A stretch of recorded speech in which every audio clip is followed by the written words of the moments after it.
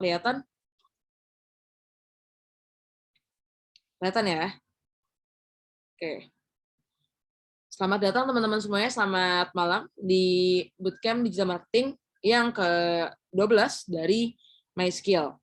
Nah, perkenalkan, namaku adalah Angga Fauzan. Aku sebelumnya merupakan Product Marketing Lead di Bibit.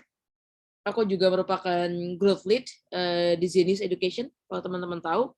Dan aku udah mengajar di semua batch digital marketing dari awal banget sampai sekarang. Jadi aku bersama beberapa head of marketing dari beberapa companies, kita susun bareng kurikulumnya, kita revamp terus, kita improve terus semua materi dan kurikulum dari digital marketing dari MySkill ini sendiri. Aku sendiri juga merupakan seorang career switcher. Aku merupakan lulusan dari Desain Komunikasi Visual, Institut Teknologi Bandung, dan juga merupakan alumni dari Design and Digital Media, Edinburgh University di UK. Poinnya adalah, bagi teman-teman yang merasa nggak punya background di marketing atau baru di marketing, nggak usah cemas, nggak usah ragu-ragu, nggak usah merasa aku apakah bisa atau enggak, karena sama-sama kita bisa sama-sama belajar, sama-sama bisa improve. Gitu. Nah, pada malam hari ini sebelum materi dimulai, aku mau ada beberapa introduction nih tentang materi ataupun sistem dari bootcamp ini. Sebelumnya, mau sedikit jelasin dulu tentang MySkill. Jadi, MySkill adalah platform pengembangan skill bagi 70 juta anak muda di Indonesia. MySkill merupakan startup yang diinvest oleh East Ventures, the leading venture capital di Southeast Asia. MySkill punya beberapa fitur seperti e-learning, bootcamp, mentoring, job vacancy, dan sebagainya. Saat ini MySkill sudah punya hampir 1 juta pengguna dalam kurang dari 1 bulan, dan overall semua channel sosial medianya MySkill punya 1 juta pengikut, teman-teman. Kayak gitu. Nah, sedikit background tentang kenapa MySkill mengadakan Digital Marketing Bootcamp yang ke-12 gitu ya, dan akan terus berjalan sepertinya. Yang pertama, kita melihat bahwa banyak banget dari kita banyak butuh pekerjaan, apalagi di kondisi-kondisi pandemi seperti sekarang. Kedua, digital marketing adalah bidang pekerjaan yang termasuk banyak dicari dan juga agnostik, dalam artian tidak mewajibkan para praktisinya berasal dari jurusan tertentu. Jadi semua jurusan bisa gitu. Dan saat ini MySkill di Digital Marketing Bootcamp selalu praktikal, selalu menggunakan UMKM sebagai tim project-nya. Jadi teman-teman akan ngerjain project, dan kita udah ngebantu banyak banget peserta maupun UMKM sepanjang programnya MySkill. Nah, di sini aku mau jelasin ekspektasinya dulu. Beberapa. Satu, di bootcamp ini adalah titik mula, teman-teman, untuk kita memperdalam ilmu bareng-bareng. Kedua, harapan ya teman-teman memiliki pemahaman dasar. Kenapa dasar? Bukan berarti ilmunya nggak dalam, tapi harapannya adalah kita nggak berhenti belajar di sini. Gitu. Jadi starting point lah. Berikutnya, harapannya teman-teman juga punya portofolio yang mumpuni ketika teman-teman nanti mau lamar kerja, baik itu magang, baik itu full time, gitu ya. Dan kemudian karena nanti akan dibagi berkelompok, harapannya teman-teman bisa aktif berkelompok, bisa aktif berdiskusi, mencatat, belajar, bertanya, dan sebagainya. Dan terakhir, berbagi sumber belajar bareng-bareng. Gitu. Nah, di sini ada beberapa sistem bootcamp yang aku juga mau jelasin.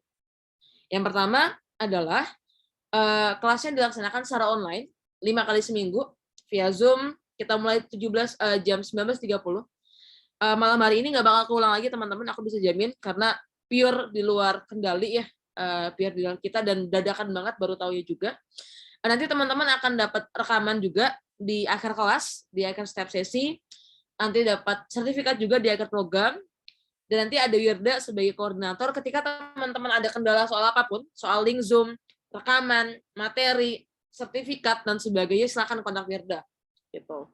Kadang-kadang ada peserta yang iseng namain Zoom-nya sebagai Wirda gitu. Ya, itu hati-hati. Pokoknya fokusnya ke Wirda yang nanti juga bakal present, yang dia juga jadi admin di grup kayak gitu ya. Kemudian MySkill sendiri kita akan fokus kepada materi kelas dan juga proyek kelompok Yang mana proyek kelompoknya ini nanti akan ada briefnya tersendiri, akan ada informasinya sendiri, teman-teman bisa baca di sana. Nanti kita bagi dulu. Tapi secara umum adalah satu, nanti teman-teman akan dibagi kelompok-kelompok kecil dan membantu satu UMKM untuk bikin iklan, untuk bikin konten, untuk bikin landing page, untuk bikin macam-macam. Terserah kebutuhannya. Nah, kemudian akan ada fasilitatornya, tiap beberapa kelompok ntar ada fasilitatornya. Kemudian nanti UMKM-nya harapannya itu sudah pernah berjalan minimal 6 bulan. Jadi nggak benar-benar baru berjalan, baru berdiri kemarin sore, karena harapannya udah cukup ada nih, udah cukup niat nih UMKM berjalan. Karena kalau nggak niat, capek sendiri kan, ngebantuin orang yang nggak niat.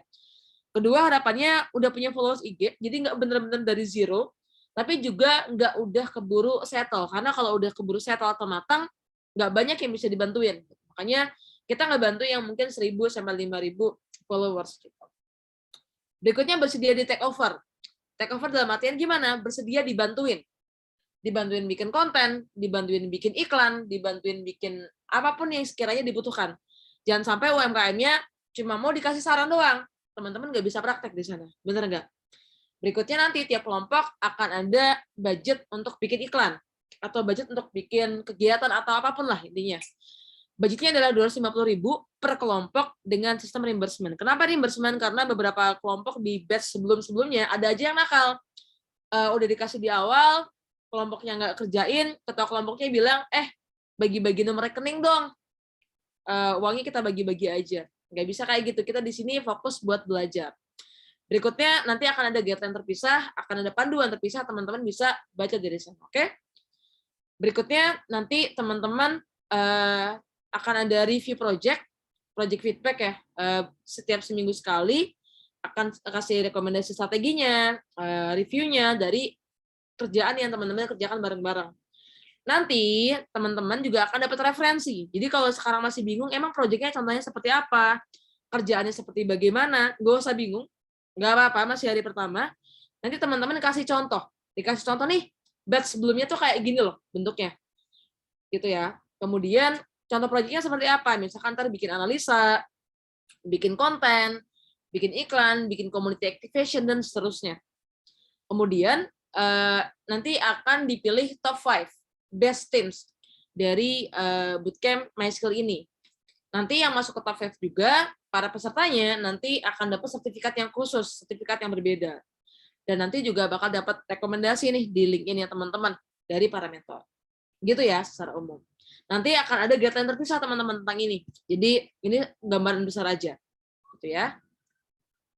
Nah, terakhir aku melihat bahwa peserta bootcamp MySkill tuh banyak banget di tiap batch, bisa 500 sampai 1.000 orang. Aku selalu percaya bahwa kita semua sekarang, gitu ya, teman-teman semua sekarang, itu tengah masuk di ruangan yang sama. Masuk di ruangan Zoom yang sama, materi yang sama, pembelajaran yang sama, mentor yang sama. Semoga kelak ketika nanti sudah selesai, juga membawa sesuatu yang juga sama banyaknya. Jangan sampai gara-gara kita nggak aktif, gara-gara kita jarang datang, gara-gara kita nggak join kelompok dan sebagainya, hasilnya nggak optimal. Aku mau sedikit cerita satu studi kasus real di batch sebelumnya, tepat jadi di batch 11 ya. Ini adalah perjalanan dari salah seorang peserta terbaik di batch 11 kemarin. Dia masuk ke top 5. Dia adalah seorang berumur udah hampir 30 tahun, udah nganggur lama banget, ketipu ratusan juta bikin bisnis, kemudian udah pengen nyerah. Di sebelah kiri teman-teman bisa lihat, dia curhat sama teman-temannya, bingung, nyerah banget, nggak ngerti mau gimana, datang ke psikolog dan seterusnya, akhirnya ikut bootcamp MySkill. Modal minjem duit dari temennya yang rekomendasiin, temennya yang ngasih pinjaman duit buat dia. Kemudian ikut bootcamp MySkill, serius, dia salah satu peserta paling rajin sepanjang batch di MySkill. Aku bisa pastikan. Karena aku ngajar semuanya dan aku nge-review project-projectnya. Dia serius banget, ikut kelas, bikin catatan, nanya ke mentor lewat LinkedIn, memastikan gitu ya. Jadi nggak cuma belajar dari sesi Zoom-nya aja. Dia project, dia jadi ketua kelompok, dia aktif, dia selalu datang. Ketika ada project review dari kelompok-kelompok lainnya, yang mana dia lagi nggak presentasi, dia datang juga untuk belajar. Akhirnya dia dapat panggilan kerja dari banyak banget, dan akhirnya juga dia keterima di sekitar 6 companies sebagai seorang digital marketer. dari bootcampnya MySkill. Jadi poinnya adalah aku nggak menjamin semua bisa seperti demikian. But the point is, seperti sebelumnya tadi aku jelasin, kita semua sekarang udah masuk di ruangan yang sama. Oleh karena itu aku berharap dengan kita teman-teman aktif, dengan teman-teman rajin ikut grup, rajin ikut project, rajin ikut kelas, nyatet, nanya, apapun, maksimalin, review ulang, dan sebagainya, teman-teman bisa membawa sesuatu yang sama banyaknya. Karena at the end of the day, mau ada job connection atau enggak, semua balik lagi ke diri kita sendiri. Dari aku gitu aja. Makasih Wirda, bisa lanjut ke pemateri. Bye-bye. Oke, thank you Kak Angga atas introduction-nya, pembukaannya. Kita akan lanjut ke Kak Lian. Sebelum ke kalian, teman-teman, aku akan sedikit menginformasikan ya, teman-teman, mengenai teknis kelasnya. Nanti tadi juga sudah disinggung sama Kak Angga mengenai teknis kelasnya. Nanti kita akan ada sesi materi. Setelah sesi materi, kita akan ada sesi praktek ya, teman-teman. Mini task selalu juga. Nah, mini task ini bisa teman-teman nanti gunakan untuk mini portofolio teman-teman.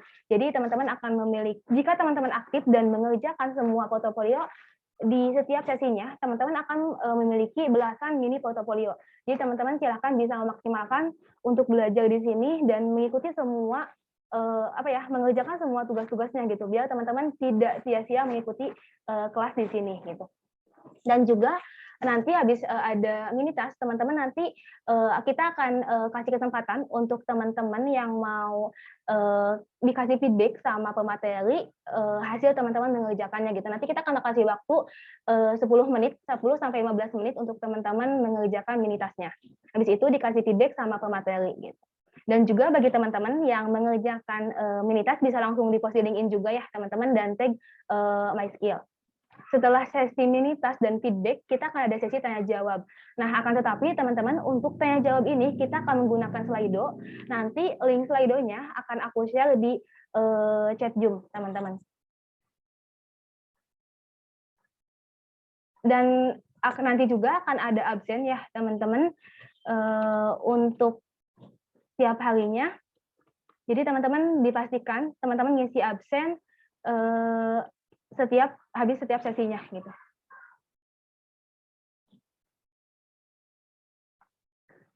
Oke, sebentar.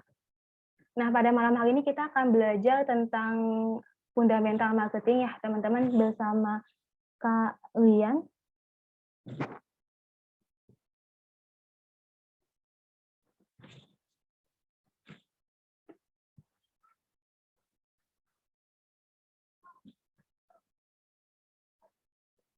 Mungkin teman-teman juga udah ada yang udah kenal duluan dengan kalian ya. Kalian ini head marketing di Bibit ya, teman-teman. Beliau juga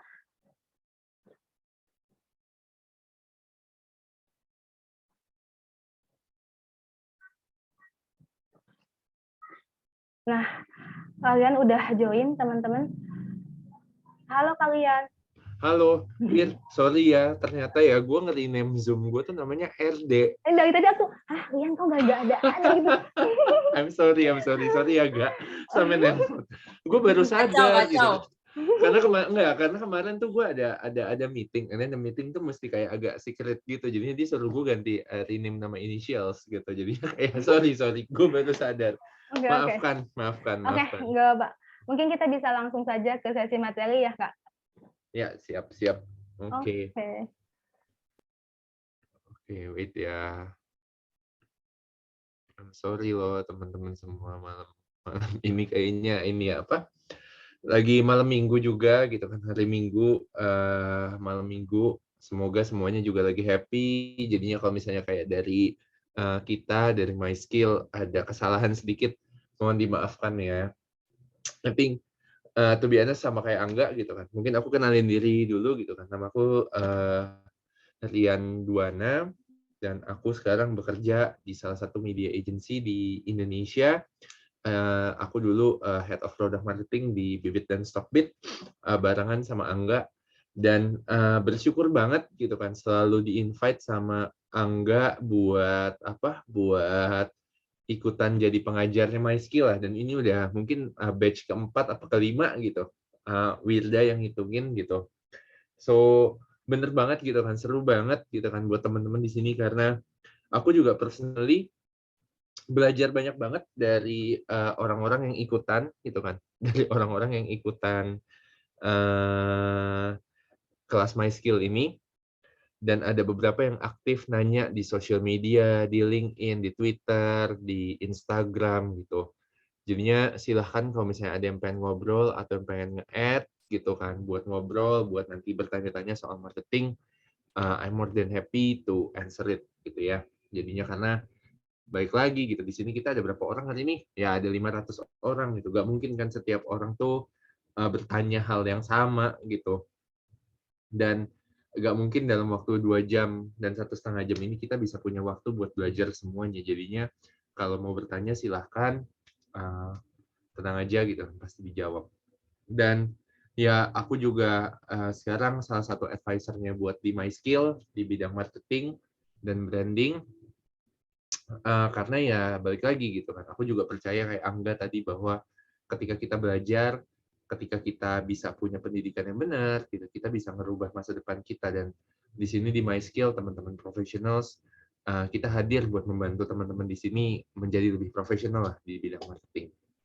Itu aja perkenalan sedikit tentang MySkill, about me gitu kan. Aku udah 10 tahun bekerja di bidang marketing, dulu kerja di creative agency, sekarang ya udah gak startup lagi sih gitu kan ya. Tapi ya bantuin MySkill juga di bidang marketing dan branding. I have a podcast yang ngomongin soal self-development, growth, leadership. Namanya Bukan Zona Nyaman.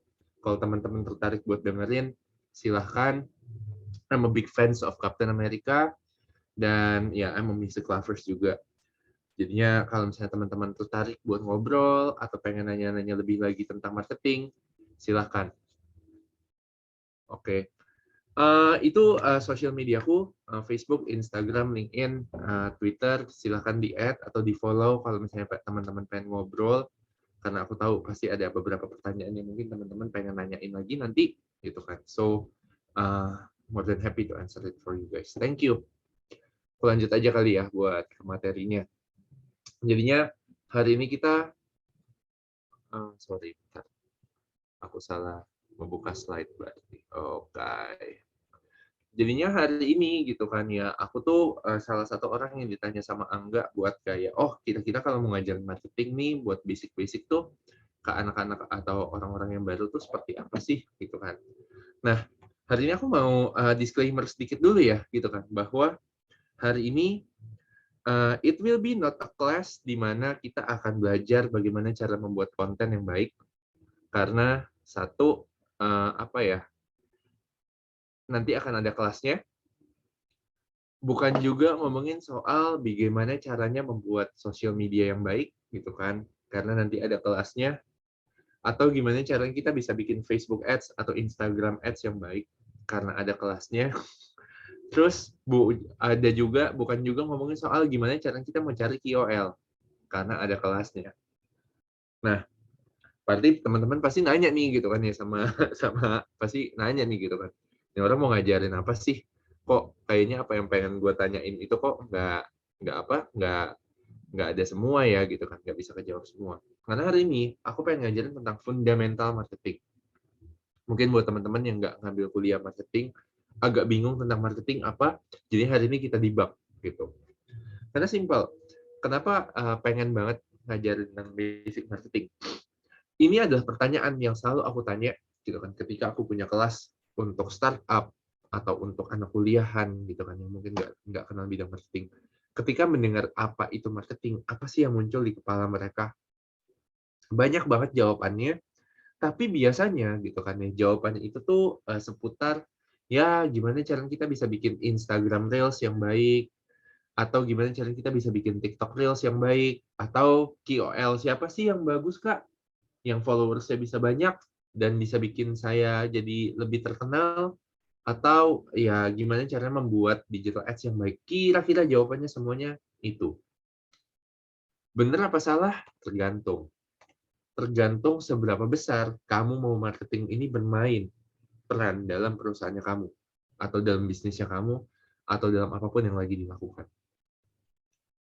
So, hari ini makanya kita mau debugging nih, marketing myth. Apa sih mitos-mitos tentang marketing? Apakah cuma buat paid ads, atau buat KOL doang, atau social media? Karena marketing lebih dari itu. Gitu ya. By the way, teman-teman, kalau misalnya teman-teman ngerasa materi ini berguna dan juga ngerasa bahwa mungkin ada yang bisa belajar dari materi ini, boleh di-share di social media, tag aku juga, atau tag MySkill juga, tag Angga juga, jadinya kita bisa tahu nih teman-teman tuh belajarnya apa sih kira-kira dari sesi yang kita coba share malam ini ya. Gitu. So, more than happy to see gitu kan what kind of sharing yang didapat dari teman-teman. Gitu. Dan yang namanya makanya buat aku lanjut lagi ke materinya, bahwa yang namanya marketing kita coba balik ke fundamentalnya dulu nih gitu kan. Karena marketing itu buat aku itu bukan cuma sekedar digital ads atau digital paid ads gitu, tapi bagaimana kita bisa membuat sesuatu, baik itu produk, baik itu jasa, yang menyelesaikan masalah konsumen. Apa yang kita jual itu sesuai dengan apa yang menjadi kebutuhannya konsumen. For example kayak gini, I have a really good friends di mana dia tuh baru pulang kuliah dari luar negeri, and then suddenly dia ngerasa bahwa kayaknya gue pengen bikin bisnis nih gitu. Tapi bisnisnya bisnis apa? Apparently that dia itu bisa doing an eyelash, dia bisa punya apa? Dia bisa punya kayak apa? Kayak keahlian buat ngalis orang atau pasang bulu mata gitu. Dan itulah yang lagi dibutuhkan sama zaman orang-orang zaman sekarang, apalagi yang kayak ciwi-ciwi gitu kan, kayak anak gaul zaman sekarang bilang kayak, oh iya gue udah mulai mau masuk kantor nih, kayaknya gue butuh nih eyelash ya gitu kan, biar gue kelihatan cantik gitu. Apa yang ditawarin sama apa yang dibutuhin itu myth. Nah, menurut gue itu marketing. Kita menyelesaikan masalah orang yang pengen jadi cantik. Atau simple, oh iya, gue pengen ngerasain, orang-orang tuh bisa ngerasain rasa makanan Thailand, rasa rasa makanan dari Penang, misalnya dari Malaysia atau dari Singapura, dengan harga yang murah. Orang-orang tuh pengen loh ngerasain rasanya seperti itu. Tapi gue cuma bisa bikin nasi goreng. Makanya dibikinlah ada merek nasi goreng baru namanya nasi goreng anak kota. Rasanya tuh bervariasi dari setiap negara. Apa yang dibutuhin orang dijawab sama apa yang kita mau jual. So that's marketing. Nah, pemahaman itu yang aku pengen teman-teman tahu nih. Karena ya, sesimpel konsumen punya masalah apa, kita punya solusinya. Ya. Dan makanya yang namanya marketing, itu balik lagi, aspeknya ada 4. Produk, apa yang kita jual, apa yang kita tawarkan, harga, mau jual harganya berapa, place, distribusinya di mana, yang terakhir promotions, bagaimana membuat orang tuh tertarik, bagaimana membuat orang tuh excited gitu kan dengan apa yang kita coba jual.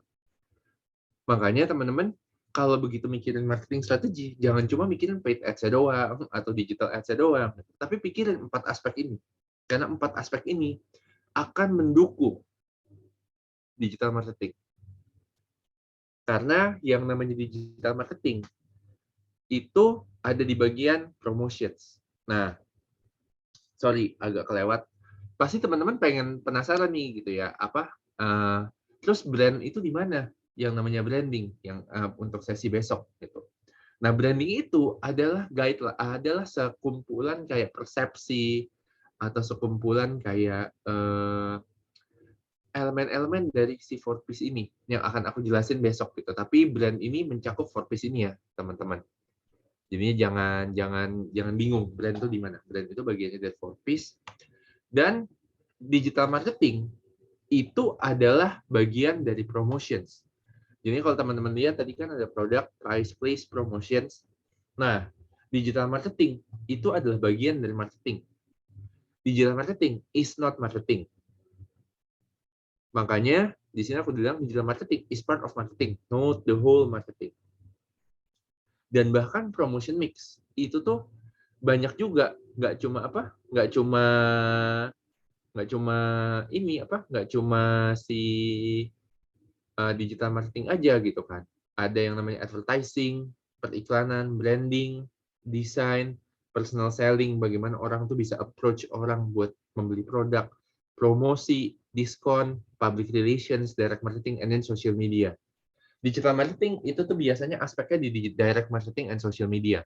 Makanya nanti teman-teman akan belajar yang namanya tools SEO, SEM, Twitter, Instagram, dan lain-lain. Gitu.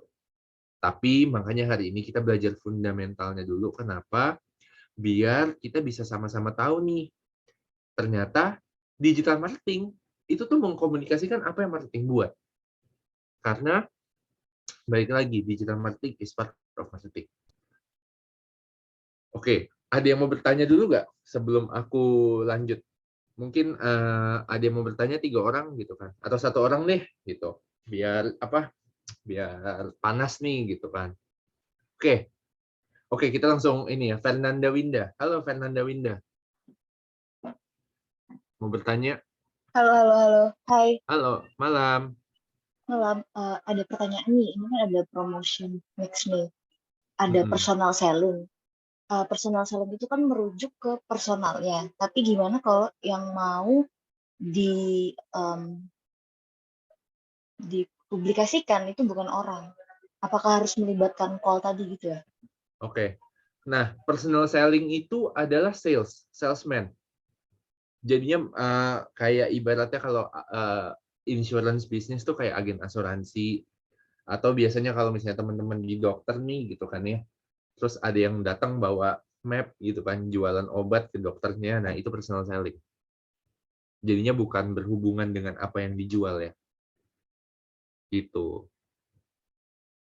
Menjelaskan nggak?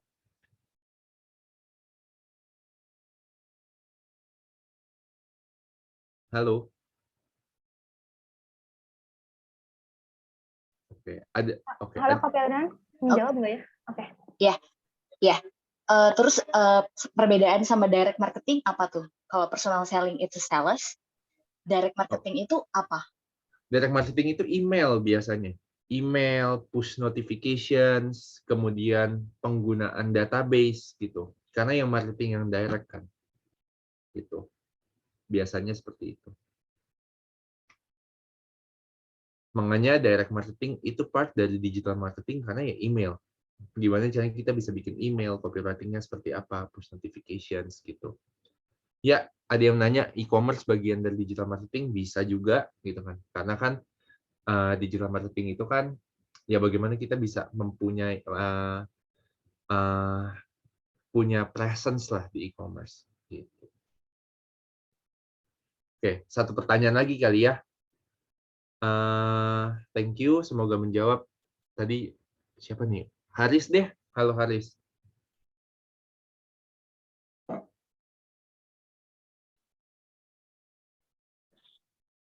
Halo, maaf baru di-unmute. Baik Pak Rian, saya ingin bertanya pada slide ini kan branding adalah termasuk dari bagian promotion mix. Namun pada slide sebelumnya itu kita lihat ada 4P itu price, place, product, and promotion itu adalah bagian dari branding. Nah, bagaimana posisi branding sendiri dalam sini, maksudnya untuk menjawab ini gitu Pak? Oke, pertanyaan bagus. Itu akan dijawab besok sih, Haris. Tapi di sini branding itu berbicara tentang desain. Karena branding itu kan ngomongin soal penempatan logo. Sebenar-benarnya ya, branding tuh ngomongin soal penempatan logo, brand kita itu presence-nya di mana aja, desainnya seperti apa.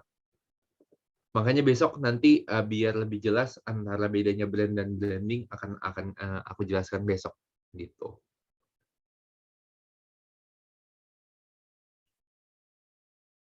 Semoga menjawab ya, Haris.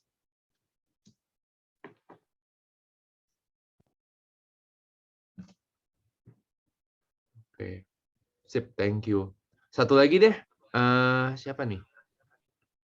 Wir, pilih aja 1 Wir. Siapa Wir? Kira-kira.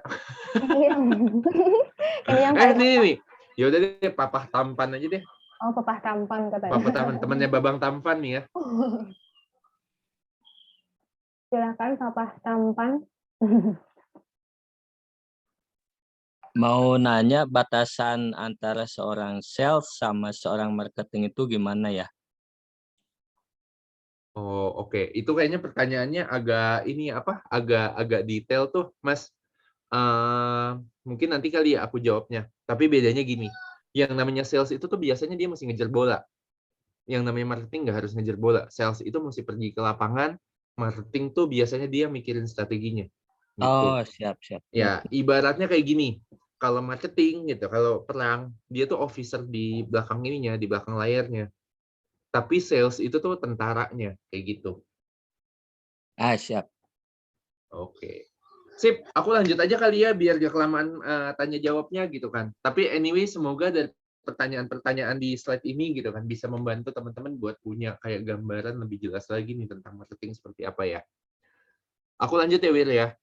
Ya, Kak, bisa lanjut. Nah, terus pertanyaannya biasanya ditanya nih gitu kan kayak kita mau mulai dari mana nih gitu kalau misalnya kita pengen bikin strategi marketing atau strategi digital marketing ya.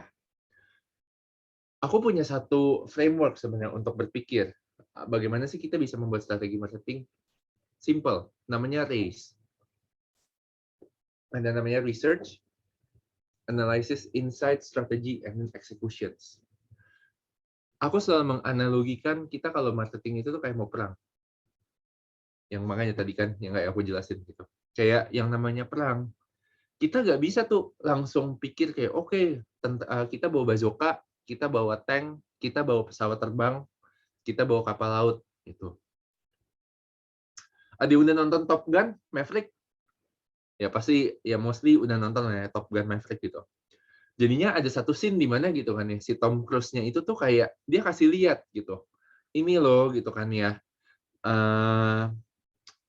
Ngarainya seperti apa, kita terbangnya mesti begini nggak speed-nya. Nanti kalau udah di titik ini kita doing A, kemudian nanti kita drop bomnya di sini gitu kan. Nah, itu kan strateginya, ya nggak? Bukan langsung ke oke ya gue mau pesawatnya terbang. Oh, gue mau 10 pesawat.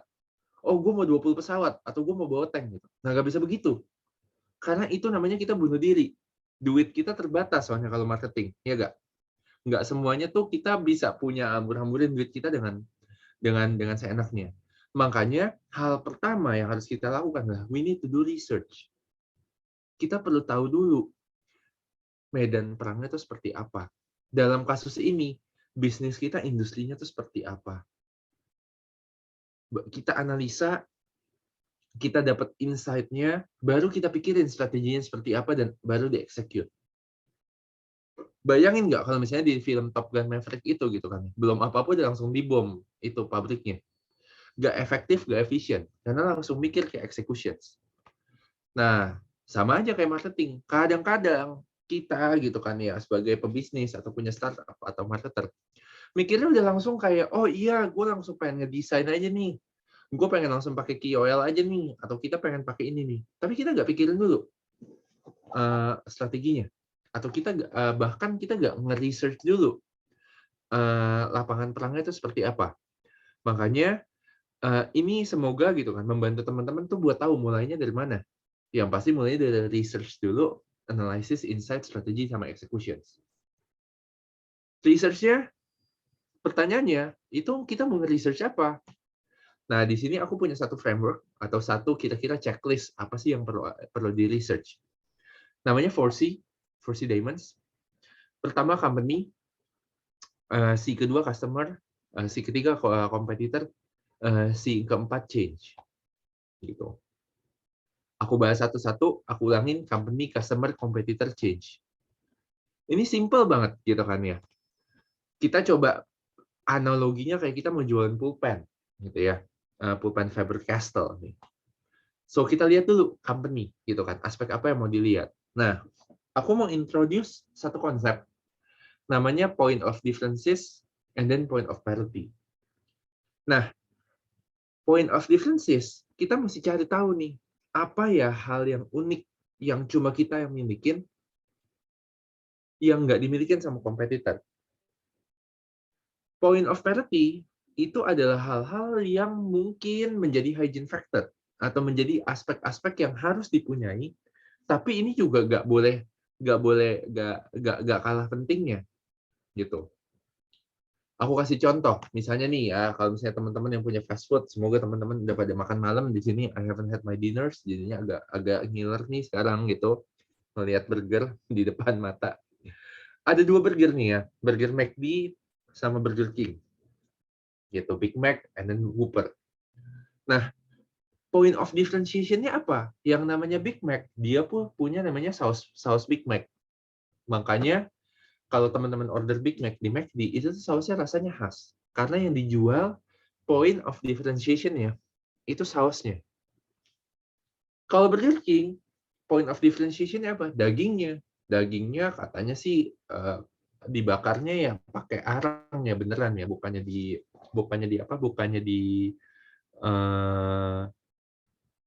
oven gitu. Jadinya kayak dagingnya juicy segala macam.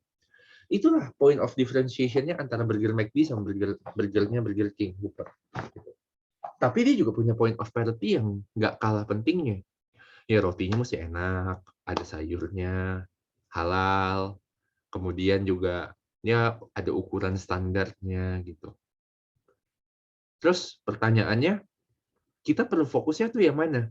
Pasti kita harus fokus di point of differentiation. Apa yang kita punya harus ada point of differentiation-nya. Tapi kalau nggak ada pun, kita mesti make sure bahwa point of parity dari apa yang kita jual itu juga bagus, gitu. Ya, kira-kira gitu logiknya. Sama kayak kalau handphone Apple dia jualnya iOS, kalau Oppo Reno jualnya kamera. Gitu. Tapi sisanya ya point of parity-nya juga perlu ya water resistant. Kalau kecemplung di air ya kagak rusak, baterainya juga awet. Makanya kalau untuk ketika kita coba assess apa yang jadi keunikan kita atau company gitu kan ya. Apa nih yang jadi produknya unik? Apa yang bisa kita jual? Seberapa confident keunikannya terhadap produk ini?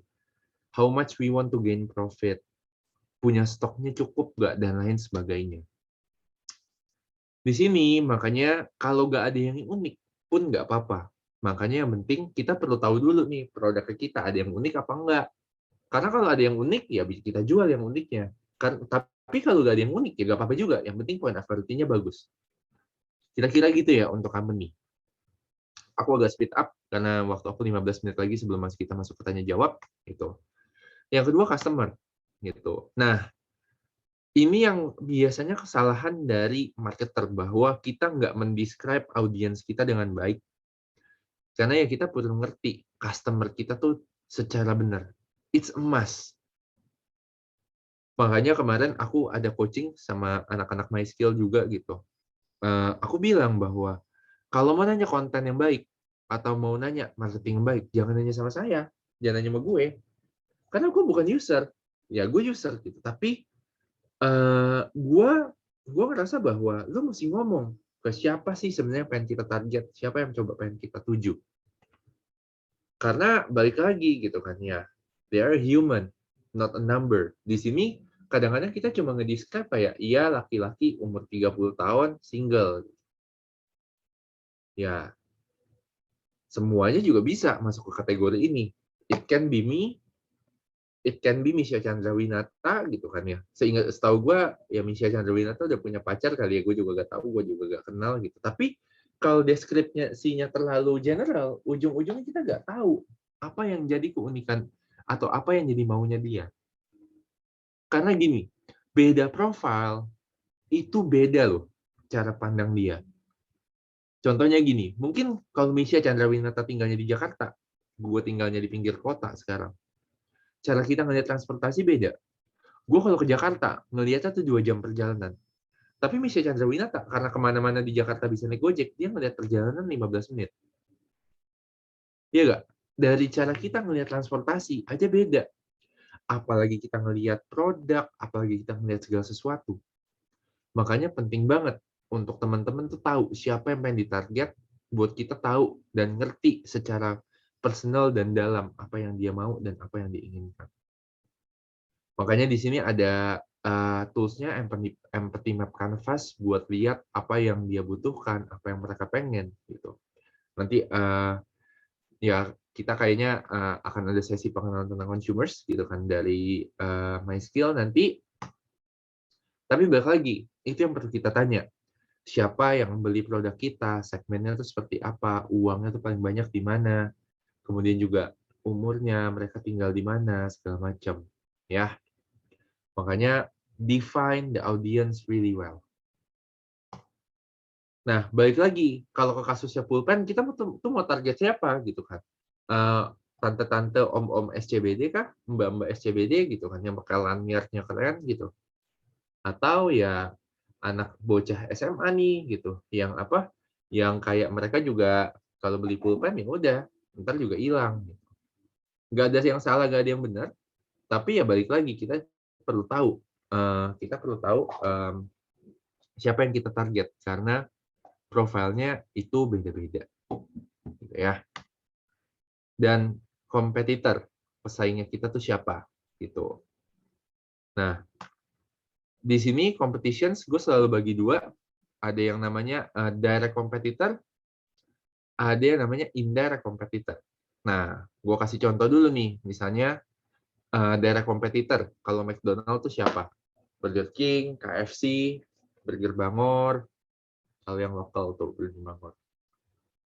Kalau yang indirect ya bisa aja Sate Khas Senayan atau Sushi Tei. Gitu. Nah, semoga teman-teman udah bisa ngebayangin ya bedanya direct competitor atau indirect competitor apa. Karena gini, direct competitor itu adalah competition yang punya produknya tuh exactly kayak kita, mirip, dan dia tuh yang mengancam produk kita lebih lagi gitu. Sedangkan kalau indirect ya bisa jadi kategorinya sama, tapi ya produknya beda. Nah, ini mereka mengganti penggunaan produk kita dengan produknya mereka. Contoh, misalnya kayak apa? Kayak lipstick ya, karena gue lagi ngerjain lipstick gitu. Daerah kompetitornya mungkin sesama lipstick. Tapi mungkin indirect kompetitornya gitu kan adalah lip gloss yang punya warna gitu. Contoh, kalau mobil, daerah kompetitornya pasti mobil. Indirect kompetitornya bisa jadi Grab. Kalau misalnya ini apa, gue mau jualan buku, daerah kompetitornya ya sesama buku atau e-book, Kindle, gitu ya. Indirect kompetitornya apa? Netflix, kasur sendiri juga indirect kompetitor, gitu. Kalau buku ya kita jualan karena ya kita bisa mendingan tidur daripada baca buku, ya. Jadinya teman-teman mesti punya konsep ini nih, gitu kan, buat lihat kompetitor seperti apa. Makanya begitu kita tahu juga ya kita lihat mereka tuh ngapain aja, udah ngapain aja, produknya apa aja yang dijual, budgetnya seperti apa, channelsnya apa, dan lain-lain. Nanti elemen-elemennya teman-teman bisa pelajarin nextnya di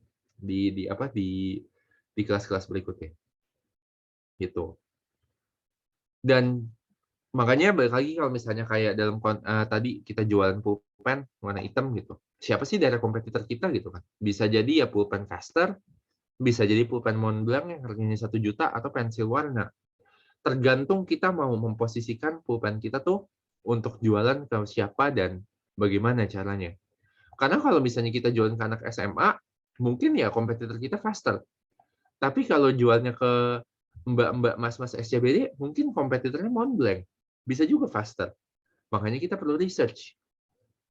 Mereka tuh udah ngapain ya buat nge-reach out their target audience seperti itu. Ya. Dan C yang terakhir, change atau perubahan. Di sini aku pengen teman-teman juga tahu bahwa yang namanya bikin strategi atau marketing plan itu pasti ada yang namanya perubahan nih, gitu. Apalagi kita tinggal di dunia yang namanya VUCA ya. VUCA itu artinya apa? VUCA itu volatility, naik turun, kondisinya tuh nggak tentu. Kayak sekarang tiba-tiba COVID naik lagi, angkanya turun, naik lagi, turun, naik lagi, turun, naik lagi, gitu. Volatile, uncertain, karena COVID udah mau naik lagi gitu kan. Kita bingung sih, ya nggak? Kayak wah PPKM lagi gak ya gitu kan. Wah ntar nih restoran-restoran pada tutup lagi gak ya gitu. Variannya tuh bagaimana nih, bahaya apa enggak? Gitu. Rumah sakit tutup apa enggak? Gitu. So uncertain, everything is uncertain. Dan buat mengambil keputusan jadinya kompleks. Tutup toko rugi, buka toko karyawannya mungkin kena COVID. dan penuh dengan ambiguitas. Pemerintah kasih keputusan nggak jelas. 2 tahun lalu atau 3 tahun lalu PPKM level 1, level 4, dulu namanya PSBB gitu, PPKM gitu. Bikin bingung. Makanya di sini gitu kan ya, elemen terpenting adalah kita juga mesti menyiapkan strateginya kita itu tuh foolproof atau change proof. Makanya di sini aku kasih lihat gitu kan, kira-kira elemen-elemen apa aja sih yang perlu kita perhatiin ketika kita sedang bikin marketing strategi. Aku persingkat namanya STIPLE. S-nya dari socio culture, itu budaya, teknologi, ya pasti perkembangan teknologi, economic, kondisi ekonomi, environment, politik, legal, dan ethics. Gitu.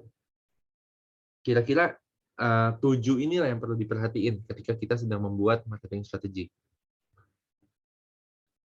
Contohnya kayak misalnya kalau teman-teman tahu toko kopi tuku gitu kan, dia ngelihat bahwa akan ada perubahan nih gitu kan di cara orang meminum kopi.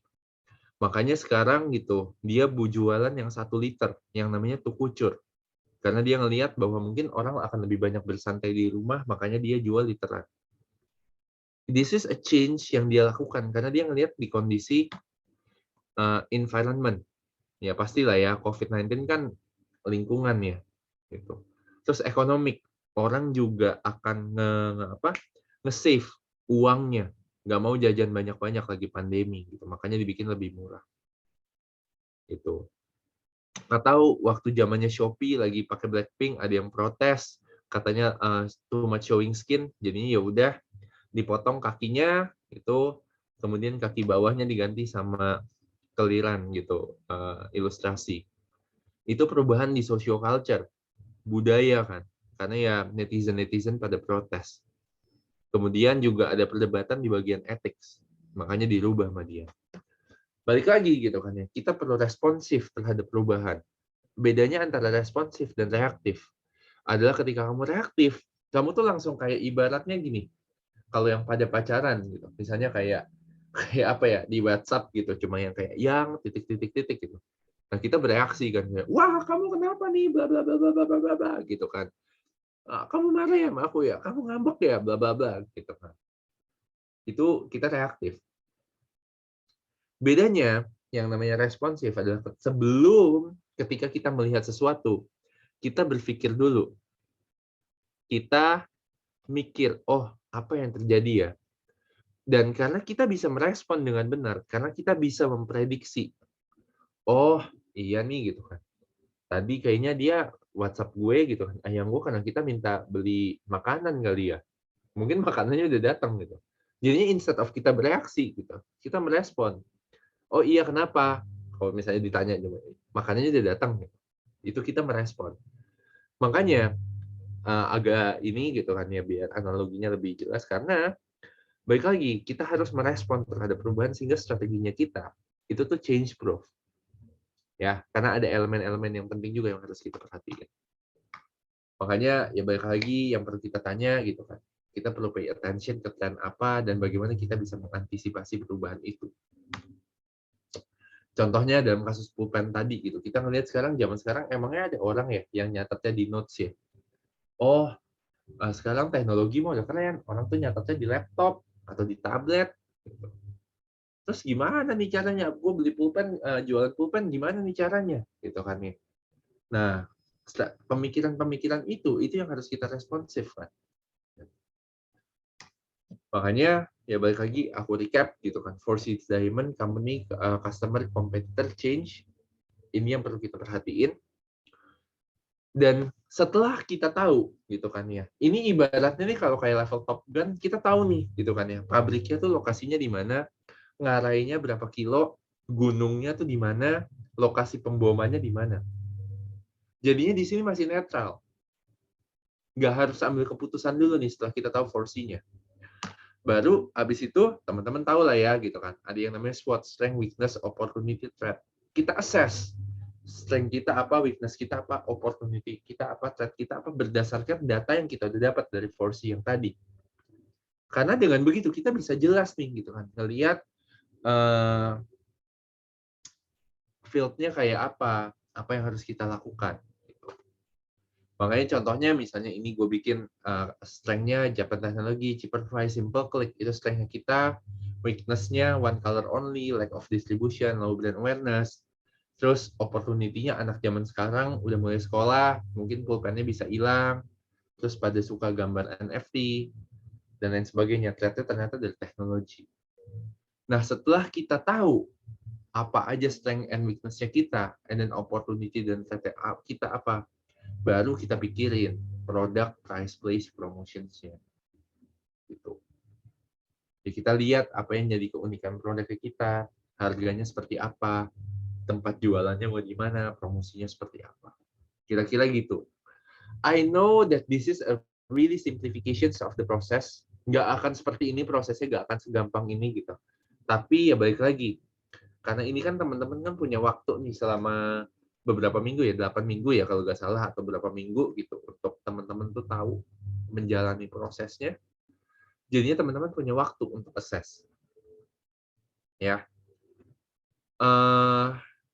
Makanya itu aja gitu kan. Nanti kita juga ada simulasi kan ya Wir ya gitu kan, untuk mengisi 4C dan isi SWOT. Tapi saranku satu, jangan keburu-buru, jangan langsung mikirin eksekusi. Ingat aja tuh analogi Top Gun tadi, jangan langsung dicepetin prosesnya, takes time. Makanya time planning, project management itu penting banget. Cari referensi, perbanyak referensi.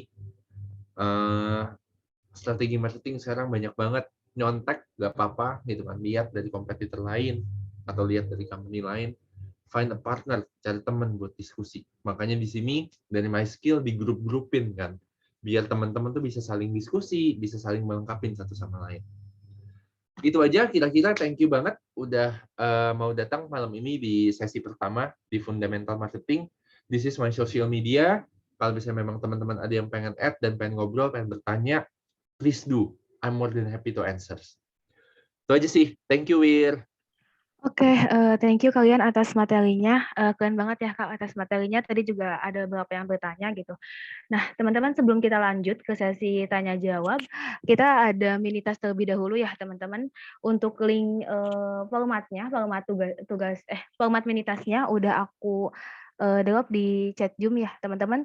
Silahkan teman-teman bisa pilih salah satu brand atau mungkin bisa menggunakan brand teman-teman, dan teman-teman bisa langsung analisis menggunakan 4C Diamond yang tadi sudah dijelaskan sama Kak Rian gitu. Teman-teman bisa mengerjakan dimulai dari sekarang sampai jam 20.45 ya teman-teman.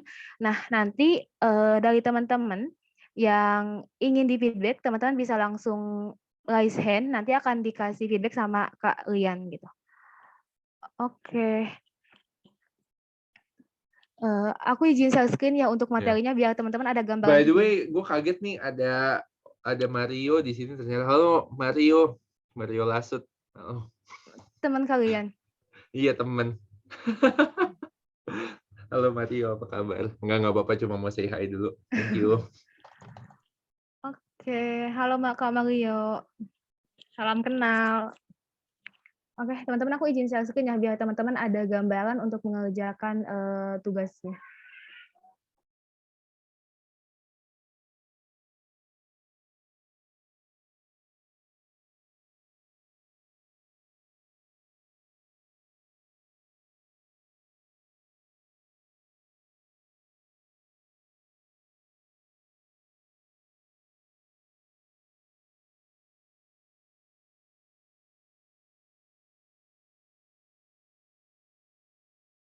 Oke, bagi teman-teman yang ada kendala di pengerjaan tugasnya, silahkan teman-teman bisa langsung chat privat aja ke host ya, di chat Zoom-nya.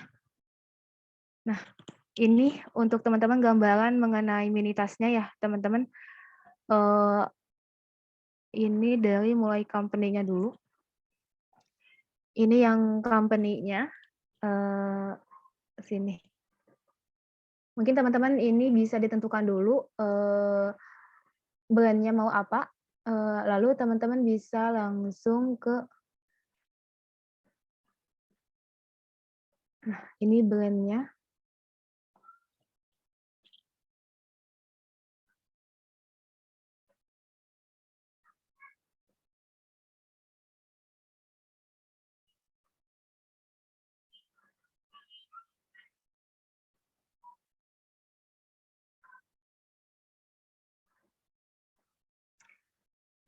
Teman-teman untuk mini tasnya,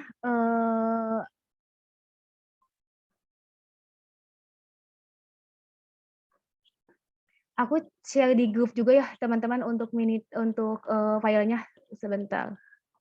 Share di grup untuk filenya biar teman-teman bisa download slide. Oke.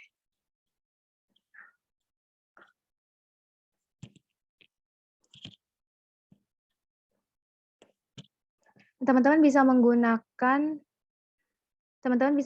brand sendiri ya teman-teman untuk mini tasnya ini bebas teman-teman mau menggunakan brand pribadi atau mau ngambil brand yang udah ada punya siapapun itu boleh gitu untuk teman-teman analisis.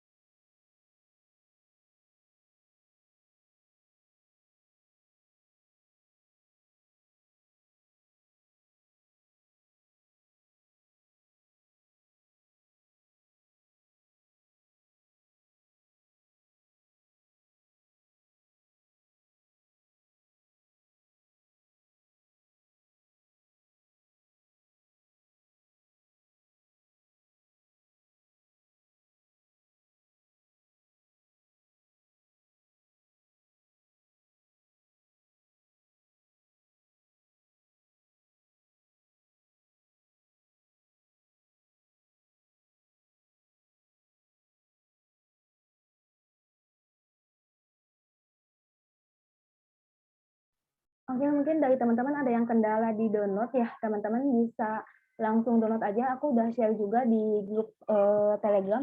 Nah, nanti teman-teman yang udah bisa udah selesai mengerjakan mini tasnya, teman-teman bisa langsung upload di link submit mini tas.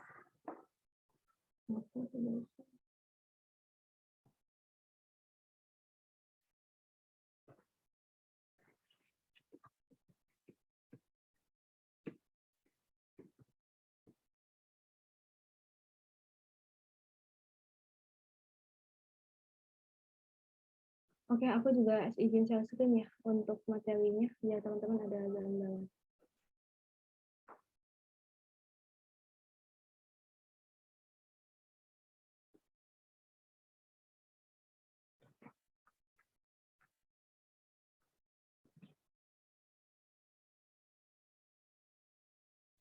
Wir, ini sampai jam berapa ya, Wir? Sampai jam 21, Kak. Untuk pengerjaan tugasnya sampai 20.45. 20.45, oke. Ya, 8 10 menit menit lagi ya? Oke, Ya. siap-siap. Ini ya.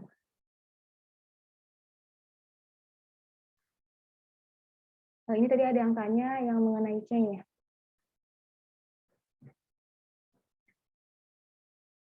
Oh iya, ini tadi ada yang tanya, materinya dikirim ke grup nggak? Udah saya kirim ke grup ya, kakak-kakak untuk apa namanya, untuk mini tasnya.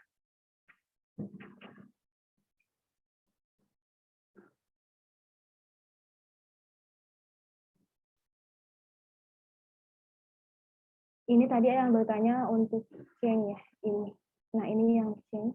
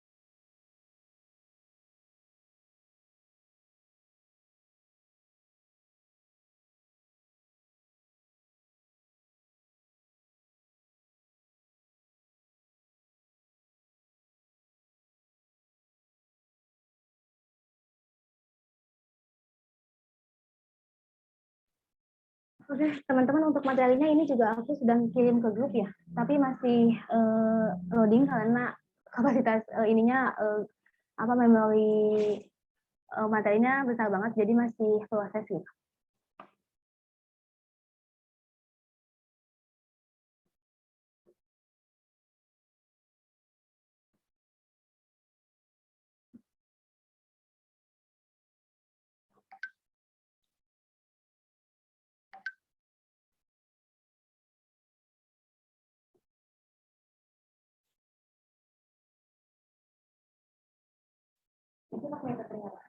Untuk teman-teman ini teman-teman bisa di-download file format minitasnya. Nah, teman-teman bisa langsung kerjakan di device teman-teman masing-masing. Jadi teman-teman nggak ngedit di slide-nya langsung gitu. Tapi teman-teman download dulu, lalu teman-teman setelah itu submit ke form yang aku share di sini.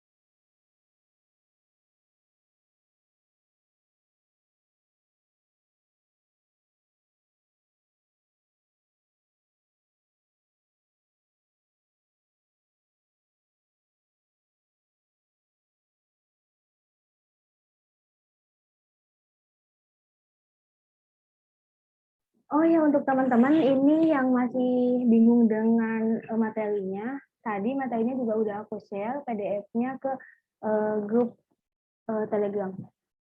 Ini aku share screen lagi ya untuk yang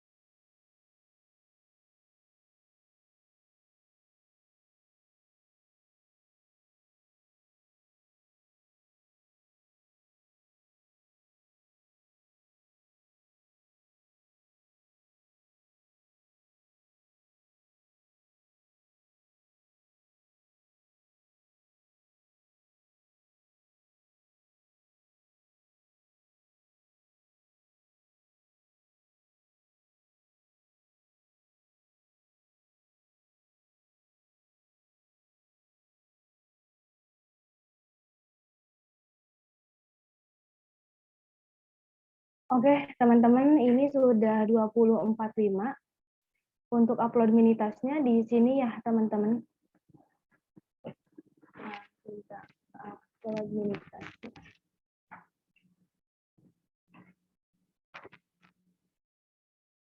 Ini upload mini task.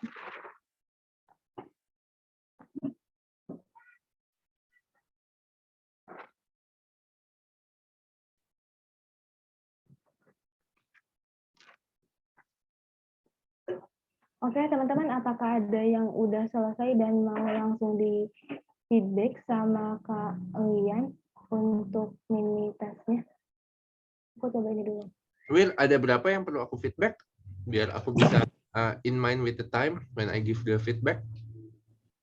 3 ya, Kak? 3 orang. 3 orang ya? Oke, sip. Oke, sebentar.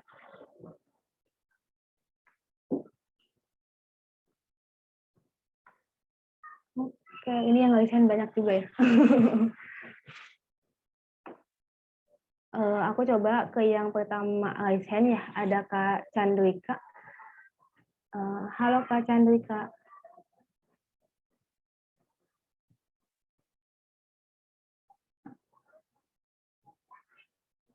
Oh, oke, bukan Kak Chandrika hilang. Oke, ini yang paling atas ada Kak Abadi ya. Ya. Halo Kak Abadi. Kak Abadi mau present atau mau bertanya? Oh, saya mau nanya. Oh, nanti ya, pas sesi tanya jawab aja ya, Kak. Kalau mau bertanya. Oke. Ya. Baik, Oh, baik. ini ada Kak Puiko. Kak Puiko juga. Udah nggak bisa. Oke, ada Kak Elinda. Silahkan Kak Elinda, aku udah kasih akses untuk share screen ya.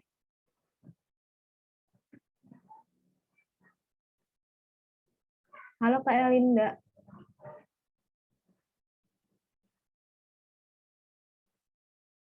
Kak Elinda bisa share screen?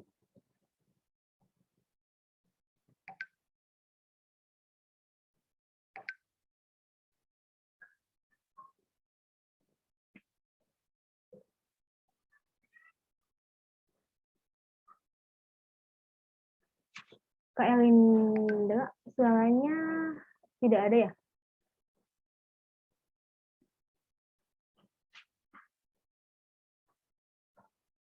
Kak Elinda, oke.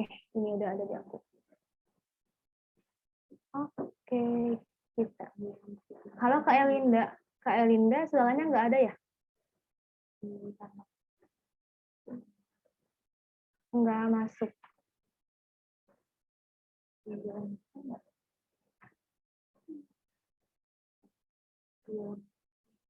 Oke, mungkin yang Kak Elinda kalian sinyalnya jelek jadi nggak masuk suaranya. Silakan teman-teman yang mau present untuk tugasnya. Ini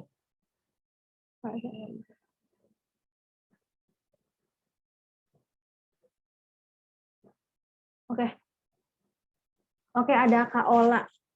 Kak Ola silakan bisa langsung share screen ya. Oke, Kak.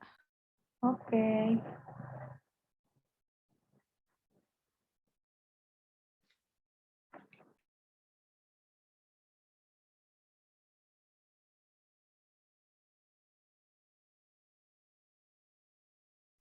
Sudah terlihat ya, Kak? Sudah. Oke. Oke, selamat malam teman-teman. Selamat malam Kak Rian dan Kak Wirda. Jadi ini mini tasknya untuk brandnya. Aku coba ambil lokal photo booth. Mungkin dari teman-teman udah pernah ada yang aware sama brand ini, namanya Photograms. Kenapa aku ambil ini? Karena kebetulan aku juga tertarik sama dunia photo booth gitu sih. Dan aku lihat dia salah satu brand yang dia termasuk brand baru. Kalau nggak salah dia tuh baru ada di bulan Desember akhir atau Januari tahun ini, tetapi dia perkembangannya cukup pesat. Ini untuk 4C-nya Diamond 4C-nya. Untuk company-nya namanya Photograms Photo Booth. Kelebihannya menurut aku dia itu bisnis flow prosesnya bagus karena menawarkan self-service modern photo booth di mana si customer itu kalau misalnya datang nggak perlu bayar ke kasir, jadi tidak ada kasir yang standby di situ, melainkan customer-nya bisa langsung QRIS, bayarnya lewat QRIS. Terus dia itu setiap bulannya selalu menawarkan seasonal frame design, jadi frame-nya itu beda-beda mengikuti tren yang sekarang, jadi orang nggak bosan untuk datang lagi ke photo booth itu. Kemudian cara mereka promosi marketingnya itu melalui TikTok dengan konten soft selling, berkonsep strolling around Jakarta atau strolling around Bandung, dan a day in my life. Kemudian untuk target consumernya dominannya itu adalah teen dan ini harusnya yang adult. Kemudian ada juga yang adult sih kayak yang berkeluarga gitu. Kemudian kompetitornya kalau aku perhatiin ada Photomatix, Pitchpal, Snapshots, aku tambahin ya, izin tambahin, Photohoki, dan Self Studio Photo. Jadi menurut aku ini kompetitornya si Photograms itu. Kemudian untuk kompetitornya itu dari mereka desainnya monoton dan dari segi customer experience-nya menurut aku kayak gitu-gitu aja, beda dengan Photograms Photo Booth. Kemudian tapi kelebihannya si kompetitor itu cabangnya sudah lebih banyak dan orang lain itu lebih tahu lebih awal. Seperti itu contohnya Photomatix ini ada di M-Block Space dan dia sudah banyak gitu cabangnya. Kemudian yang bisa diubah dari Photograms Photo Booth menurut aku untuk meningkatkan brand image-nya mungkin mereka bisa berkolaborasi dengan lokal artis selain akan meningkatkan reputasi mereka karena mendukung lokal artis itu sendiri, mereka juga bisa dapat ide nih atau insight dari lokal-lokal artis yang ada di Indonesia. Kemudian mereka juga bisa menjual souvenir yang ada brand Photograms-nya itu sendiri yang nantinya collab dengan local brands. Kemudian kekurangannya mereka yang bisa mereka perbaiki menurut aku pengiriman soft file hasil fotonya sih. Setahu aku udah beberapa kali foto di sana, mereka itu nggak ada pengiriman soft file foto ke email. Gitu sih. Mungkin akan lebih baik kalau misalnya ada pengiriman soft file. Dari aku itu Kak Wirda dan Karian, kalau ada feedback, monggo. Terima kasih. Oke, thank you Kak Ola. Ya, Mungkin thank you langsung Ola. ya. Aku ngerasa sebenarnya ya, mungkin di company-nya oke, consumers-nya balik lagi karena ini cuma 10 menit, masih perlu di-define lagi. Kompetitornya juga, aku ngerasanya juga kayaknya perlu di-define lagi deh, karena mungkin kompetitornya si Snap Photo ini nih bukan yang kayak, ini kan ada beberapa yang dimasukin yang kayak Jonas Foto, Foto Hoki dan kawan-kawan gitu ya. Tapi sekarang banyak banget lah konsep photoshoot gitu. Mungkin perlu didalemin lagi ya. Tapi yang pasti kompetitornya dia tuh bukannya traditional photoshoot menurut aku. Sama yang di change-nya ini, aku juga ngerasa harusnya kamu ngelihat stipple-nya.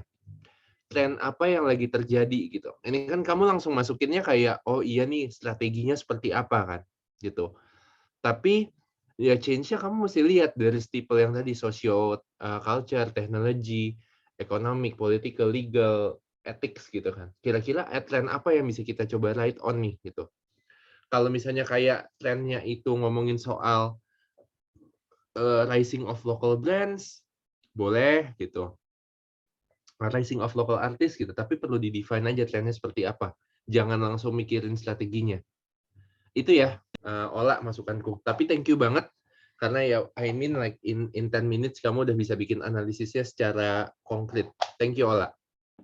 Thank you Karian. Oke, thank you Kak Ola. Kita lanjut ke Kak Francisca. Silakan Kak Francisca. Iya, halo, aku share screen dulu ya. Boleh, Mbak.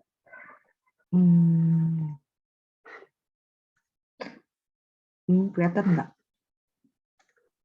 Kelihatan. Iya, ini aku punya brand sendiri.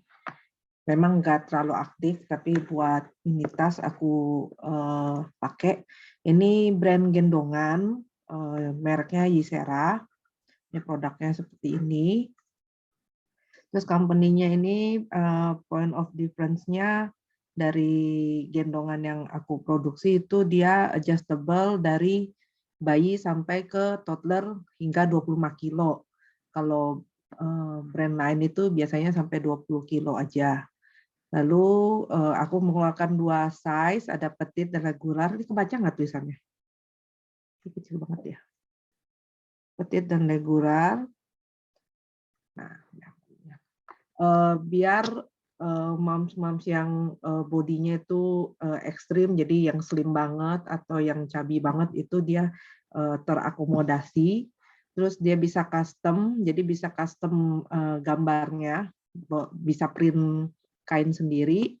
Lalu ada PFA ini technical dari gendongan. Lalu dia bisa konsultasi langsung dengan baby wearing consultant, itu aku gitu sebagai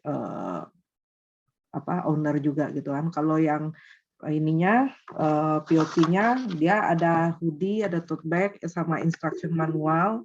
Itu semua brand-brand lain tuh juga ada. Lalu konsumernya itu ada parent sama caregiver, jadi nggak cuma orang tua, tapi pengasuh kayak neni, kakek, nenek itu juga termasuk consumer. Terus target yang lebih spesifiknya sih ke yang unique body size, jadi yang slim banget atau yang big banget, karena kalau kompetitor itu dia size-nya satu doang kayak gitu. Terus buat parent sama caregiver yang mau ada satu gendongan yang bisa dipakai dari bayi sampai ke toddler gitu. Terus sama yang mau custom print gambar sendiri biar unik gendongannya, nggak ada yang nyamain.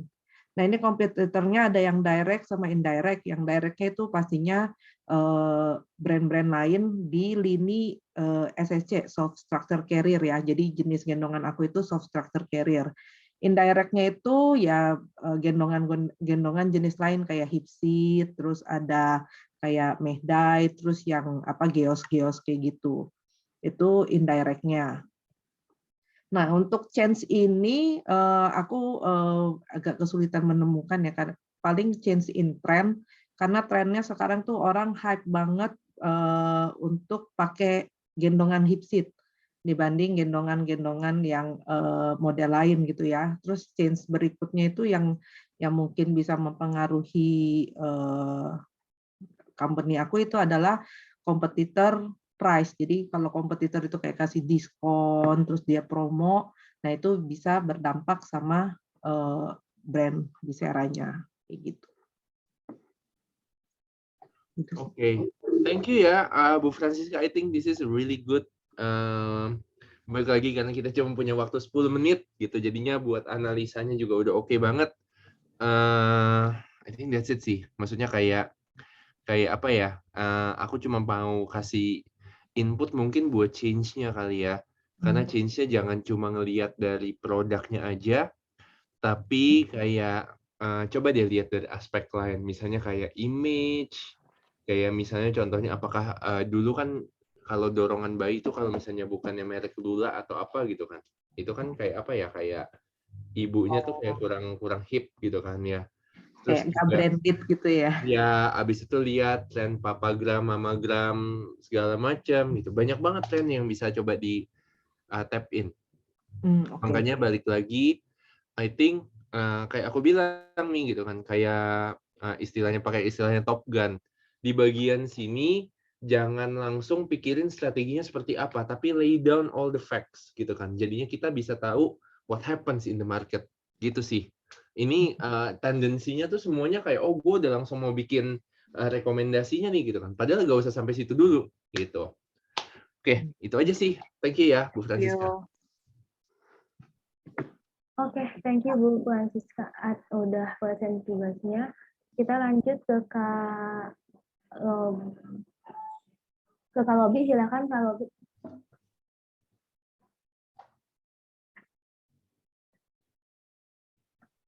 Halo Kak Lobby.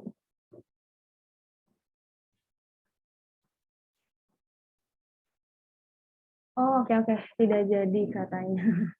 Oke, tadi ada satu lagi, Kak Nova.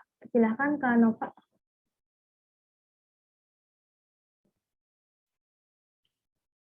Halo Kak Nova.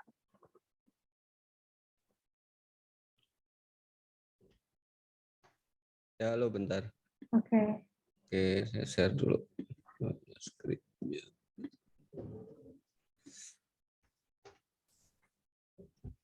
Udah kelihatan? Ya, boleh. Oke. Jadi ini brand kami, brandnya baru. Jadi ini baru kita launching minggu depan. Tapi di sini udah bocor ya. Brandnya itu Pigme. Jadi kita main di skincare. Nah, untuk dari company-nya, Pigme ini brand baru, di perusahaan juga baru. Jadi baru minggu depan kita mau launching produk. Jadi kita perusahaan baru yang belum punya loyal konsumen pastinya. Terus dari consumer, ini sebenarnya sih cukup banyak sih, tapi di waktu yang singkat ini coba kita buat 2 aja. Ini konsumen sekarang itu cenderung membeli produk itu yang murah, karena memang market nanti ada di kompetitor di marketnya.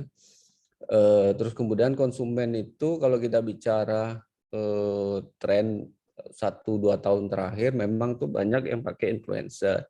Tapi juga sudah banyak juga kecenderungan analisa kami, riset kami bahwa orang udah banyak juga yang udah nggak terlalu percaya dengan influencer. Karena influencer itu cenderung mereview dia banyak produk dan selalu ngomong brand A, brand B, brand C itu bagus semua gitu ya, ini market. Nah, dari sisi kompetitor, ini di tren kita di 2019 mulai kita pandemi itu banyak banget brand-brand baru yang bermunculan di skincare. Jadi kami melihat tuh ada sekitar di BPOM ada 222 brand baru kosmetik dan skincare yang beredar di market Indonesia. Ini karena terakhir juga gampang banget untuk bikin merek sendiri ya di Maklon. Itu MOQ-nya juga dengan sedikit. Bahkan kita tinggal tunjuk saya mau bikin A, bikin B, bikin C itu udah bisa jadi. Selain itu juga di tahun 2022 awal ini kita juga ngelihat itu udah mulai banyak banget juga produk dari China khususnya itu yang murah-murah itu masuk ke Indonesia sehingga kami memprediksi akan terjadi perang harga dan sekarang udah mulai kelihatan tuh. Jadi dari brand-brand kayak yang sekarang main something dia mulai turun ke bawah juga harganya, ada beberapa brand lain juga. Nah, dari sisi change ya ini kita ngelihatnya ada 2 perubahan sih. Satu dari sisi ketika PPKM ya, PPKM terjadi itu penjualan itu kebanyakan sorry. Ini terjadi penjualan itu cenderung lebih banyak di online. Tapi ketika PPKM itu dibuka, itu marketnya kebelah tuh, udah kebelah di offline sama di online gitu. Nah, jadi ini juga pastinya akan menentukan strategi kami ke depan. Apakah kami akan main ke offline juga, yang otomatis itu juga cost-nya besar, atau kami akan menetapkan hanya di online ini juga nanti akan kebentuk ke situ. Itu jadi ininya dari saya. Terima kasih waktunya. Ya, thank you ya Pak Nova.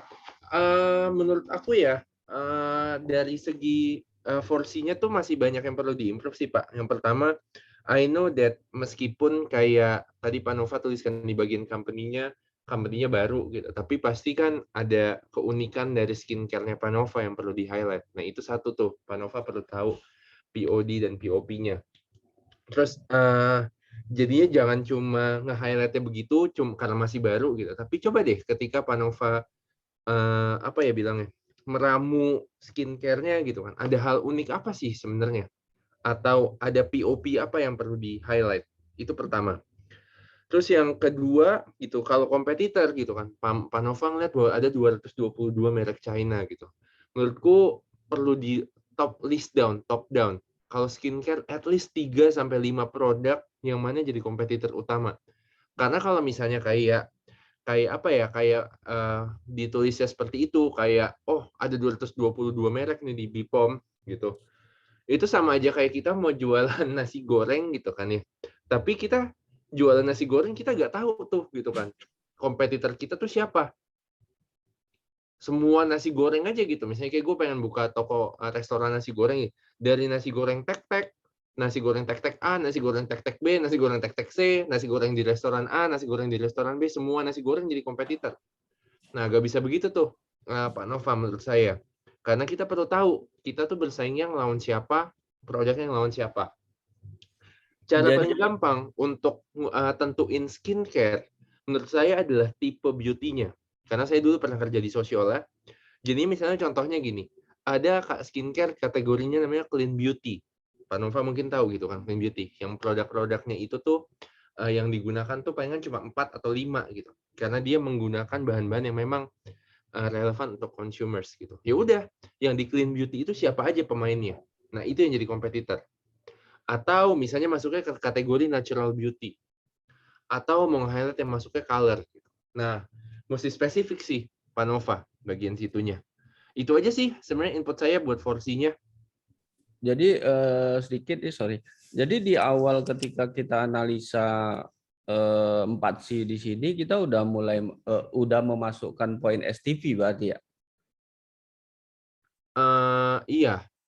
Oke. Jadi saya pikir tadi masih benar-benar di awal gitu. Iya, Sebenarnya enggak. uniqueness produk apanya semua sudah ada, cuman karena di awal. Tapi artinya udah mulai masuk ke STP dulu berarti ya, Mas Rangga. Baru masuk ke bagian ini gitu. Enggak sih, saya mau kalau menurut saya sih gini ya, yang namanya STP segmentation targeting positioning itu kan adalah teori marketing untuk menjelaskan kalau teori kita mau targetnya siapa segala macam gitu. Tapi di sini gitu adalah di mana saatnya kita itu untuk nge-list down aspek-aspek dari 4C itu tuh seperti apa. Makanya yang tadi saya kasih contoh, itu tuh kita nge-list down. Nah, kayak misalnya contohnya tadi yang Mbak Francisca bikin gitu. Di list down, dilihat dari produknya, POD-nya seperti apa, POP-nya seperti apa. Consumers-nya tuh yang ditarget siapa. Kemudian juga kompetitornya siapa, change-nya seperti apa. Nah, setelah kita tahu porsinya, baru setelah itu kalau kita mau bikin STP, atau kita mau pakai teori yang lain gitu, silahkan. Tapi ini adalah kita mencari informasi atau data yang memang relevan untuk nanti kita bikin strategi marketingnya. Jadi di parts ini belum termasuk strateginya, Pak. Kira-kira kayak gitu. Oke. Thank you. Iya, jadinya ini benar-benar masih kayak kita list down ya, masih kita lay down. Ingat, ini kalau di teori race tadi, ini masih di bagian research. Not even masuk ke strategi. Nah, makanya aku kenapa exercise-nya malam ini buat kita nge-list down, karena biasanya kita terlalu sering untuk kayak kita langsung jump in ke strateginya nih, while kita belum lihat nge-list down siapa yang jadi kompetitor kita, consumers kita seperti apa, kayak gitu. Itu aja input aku. Thank you Panova ya. Good luck buat skincare-nya yang launching minggu depan. Thank you. Pak.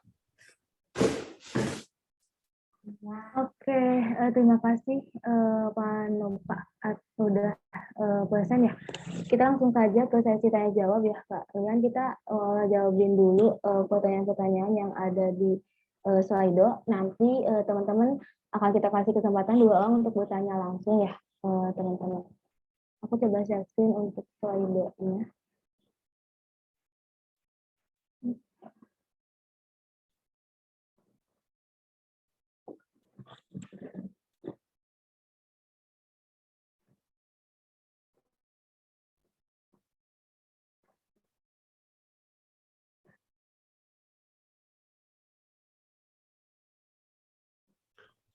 Dengan masih shifting pasca pandemi, bagaimana ekspektasi terhadap digital marketing sudah end-to-end? Bagaimana digital marketing bisa menjawab challenge ini?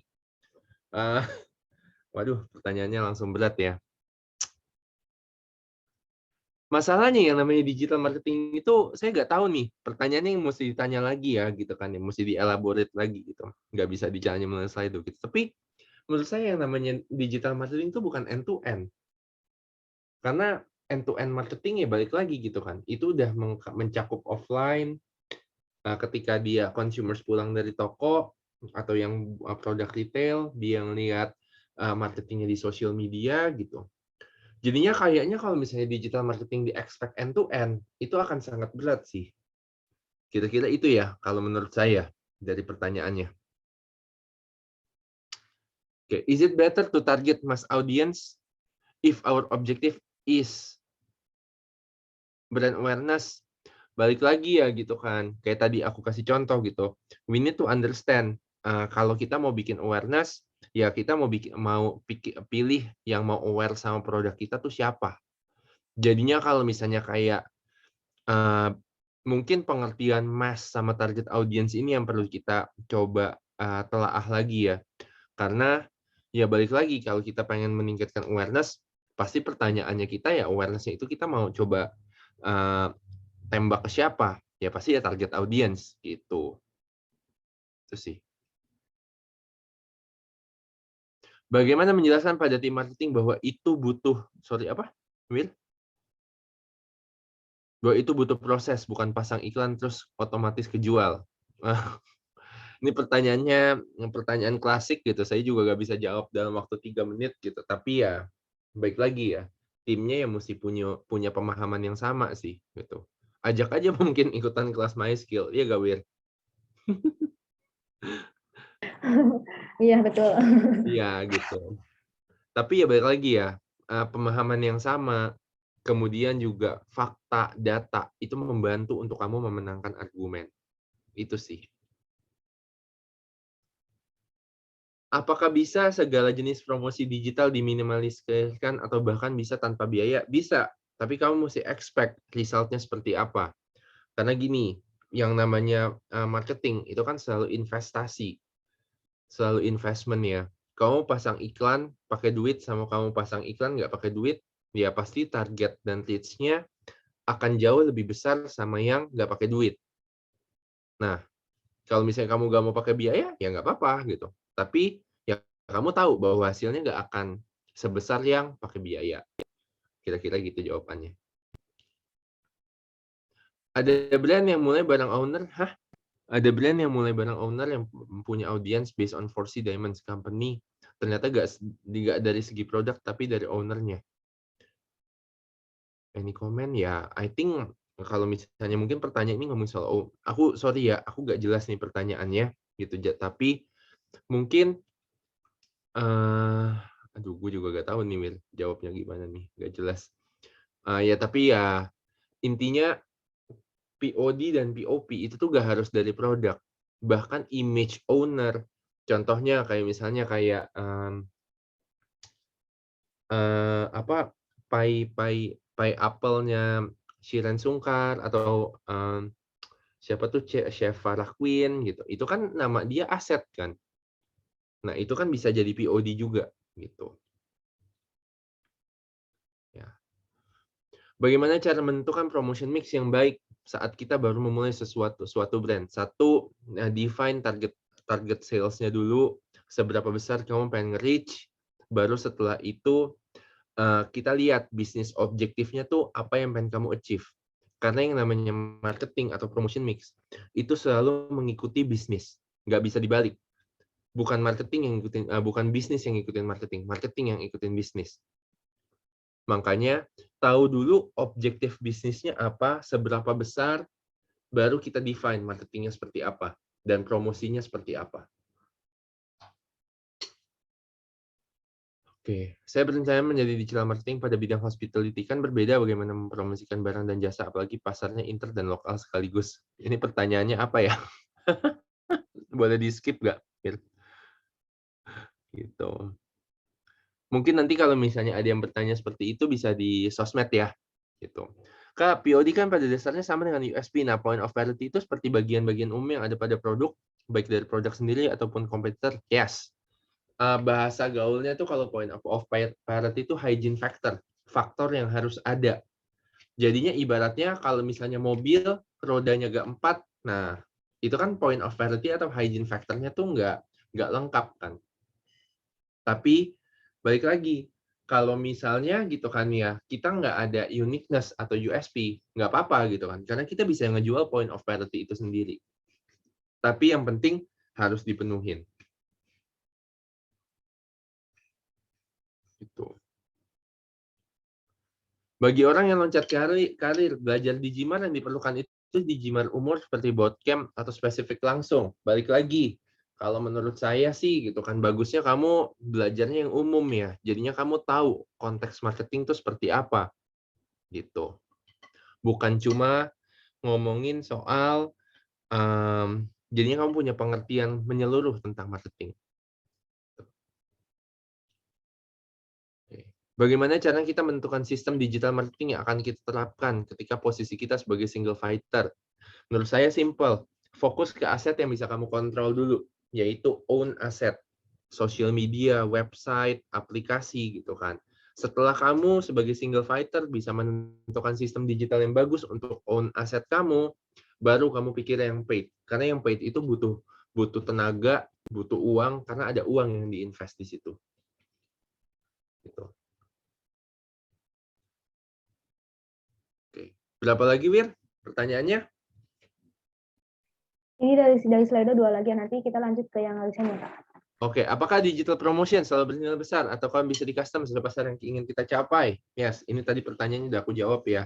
Sesuai dengan bisnis, pertumbuhan bisnis kalian tuh mau sebesar apa?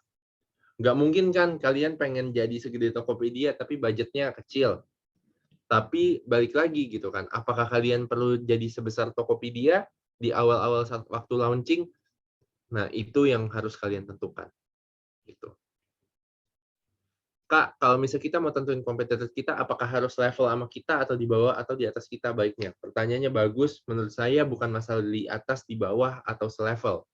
Tapi kita mesti lihat, yang mana yang punya potensi paling besar untuk produknya kita.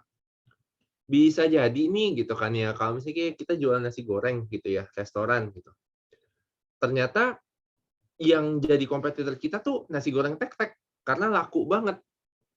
Itu kan di bawah kita kan, kalau secara dari segi bisnis size atau seperti itu ya.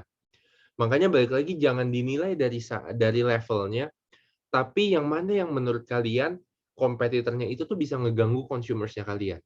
Itu sih kuncinya. Oke, tadi memang sudah menjawab pertanyaan slide 2, cuman teman-teman mohon maaf kita nggak bisa jawab semuanya ya, karena waktu juga terbatas.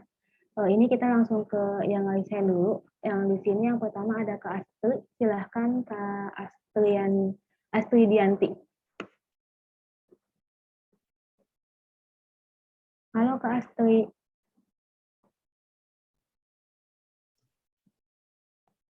Oke, Kak Astri sepertinya tidak ada di Zoom. Kita lanjut ke yang lain. Ada Kak Novan. Silahkan Kak Novan. Oke, halo. Halo. Oke, saya mau nanya ya soal ini tuh lebih topiknya ke soal customer research ya, soalnya saya merasa itu lumayan sulit, bukan lumayan sulit, lumayan kompleks. Terus menurut Kak Rian, kira-kira apa sih insight atau something that I have to kayak take notes about customer research ketika customer yang ditargetkan itu tersebar di seluruh Indonesia ya kalau kasarnya. Jadi apakah kira-kira approach buat mencari tahu interest mereka itu lebih baik dengan gimana sih cara yang baik untuk mencari interest mereka ketika mereka tuh worldwide? Kalau misalnya kalau spesifik lokasi kan enak, kita bisa bikin gathering, kita bisa bikin sesuatu. Tapi kalau customer-nya itu satu Indonesia itu saya masih merasa kompleks. Gimana sih cara kita kayak terjun? Sedangkan saya satu, kan mereka ada berapa juta gitu ya. Caranya biar lebih efektif buat mencari tahu mereka itu lagi ngapain sih, lagi suka apa.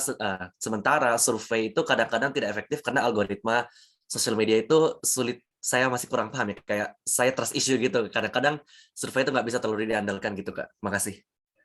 Oke. Kamu produknya apa, kalau boleh tahu? sorry saya kepencet gitu.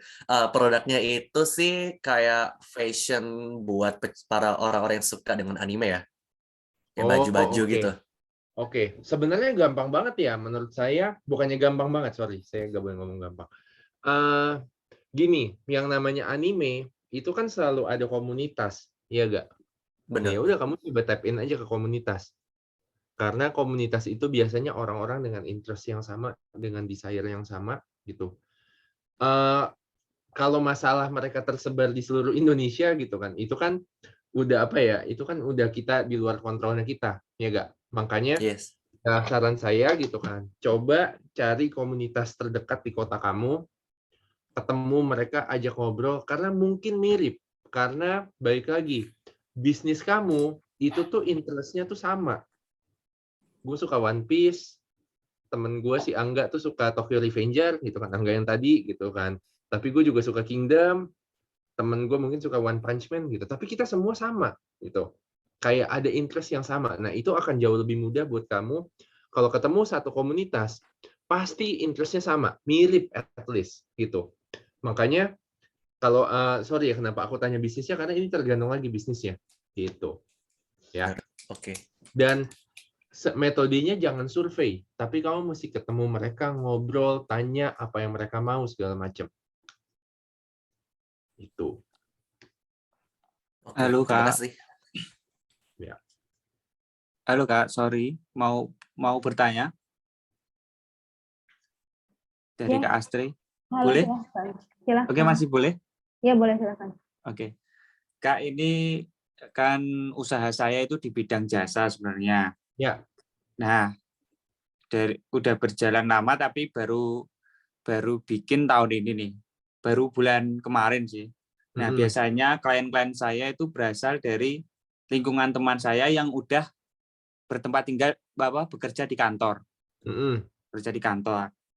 Nah, soalnya klien saya itu lebih spesifik ke perusahaan ataupun ke pemerintahan. Nah, klien-klien saya itu datang karena ada orang dalam, ada teman saya yang di situ. Nah, bagaimana saya bisa atau promosi yang paling efektif itu sebenarnya lewat apa ya, Kak? Soalnya kan kalau mau ke Instagram biasanya kayak ke pemerintahan itu agak susah sebenarnya. Jadi seperti itu sih. Jadi saya belum menemukan promosi yang paling efektif selain saya dapat klien dari teman saya. Atau kenalan saya. Oke. Sebenarnya saya kalau B2B itu selalu business relationship sih. Jadinya ya berarti kalau menurut saya buat B2B memang cara yang paling bagus adalah kamu tuh mesti punya materi kit yang bagus. Karena balik lagi, kalau misalnya kayak kit materi buat kamu jualan bagus, orang akan lebih impress. Kemudian juga yang namanya B2B, itu tuh memang modal dengkul mas bisnisnya. Agak susah kalau misalnya kita mau pakai Instagram. Jadinya memang ya menurut saya salah satu cara ya memang mesti tetap mesti tetap approach, kemudian cold email, cold phone gitu. Dulu saya waktu jualan bisnis konsultasi saya pakai cold email. Gitu kan buat di LinkedIn gitu. Karena kalau kamu pakai Facebook Ads atau Instagram Ads akan susah, kasihan kamunya, buang-buang uang. Gitu. Tapi ya balik lagi, cold email emang modal dengkul sih kalau B2B buat ini ya itu makanya balik ke tadi tuh personal selling. Gitu. Ya memang salah satu caranya adalah ya dari consumer yang puas, ya pasti dia akan nge-refer ke yang lain gitu. Itu sih kira-kira. Semoga membantu ya. Oke, terima kasih. Sama Asli. Oke, thank you Kak Asli atas pertanyaannya. Kalian ini sebagai penutup ya, satu lagi pertanyaan. Ada Kak Ipa, silahkan Kak Ipa. Halo. Halo Kak. Ya oke. Jadi question-nya mungkin mau tanya sih. Jadi kan aku lagi kerja di satu perusahaan di F&B dan kebetulan dia tuh jualannya kayak coffee shop kayak gitu. Nah tapi kebetulan coffee shop-nya kita ini di kotanya aku ini udah banyak Nah, kalau yang mau aku tanyain kadang kalau kayak kita kompetitornya itu dari segi harga gimana ya? Maksudnya supaya kayak proof kalau harga di tempatnya kita tuh juga masih oke. Dengan harga segini kamu juga tetap masih bisa kayak gitu. Satu-satunya cara ya kalau misalnya pengen ngomongin soal harga adalah you need to prove the value. Satu. Yang namanya kalau misalnya kayak harga itu kan selalu kayak di Starbucks 40.000 gitu mahal tapi rasanya biasa aja gitu. Tapi sorry ya kalau ada yang kerja di Starbucks ya gitu kan. Tapi misalnya kayak kopi kamu 20.000 gitu, tapi rasanya enak gitu. Nah, you need to prove the quality, you need to prove the product. Jadinya satu-satunya cara ya harga itu kan menjustifikasi kualitas produk atau apapun yang kamu jual kan. Jadinya ya satu-satunya cara ini to make sure that the product is really good. Karena buat aku strategi marketing yang paling baik adalah ketika produk kamu tuh bagus. Orang nggak beli iklan, orang nggak beli brosur, tapi orang beli produk. Dan kalau produk kamu bagus, it will sell. Trust me. Itu aja sih, Iva. Semoga membantu ya. Oke, thank you. Oke, terima kasih banyak untuk teman-teman yang sudah bertanya. Mohon maaf ya teman-teman karena kita waktunya terbatas dan nanti teman-teman yang mungkin tadi telah join untuk recording dan juga materi akan kita share ke teman-teman. Nanti untuk link recording dan materinya akan aku share di grup peserta ya teman-teman semua. Mungkin dari kalian sendiri ada yang ingin disampaikan lagi Kak sebelum aku closing. Aku ngerasa ya, maksudnya gini, yang namanya marketing itu tuh selalu yang namanya trial and error. Makanya saran aku gitu, I think aku hari ini cuma bisa ngajarin fundamentalnya, sedangkan yang namanya marketing itu adalah proses trial and error. Semoga gitu kan apa yang aku share malam ini bisa jadi good foundations gitu kan buat teman-teman ketika nanti pengen bikin strategi digital marketing.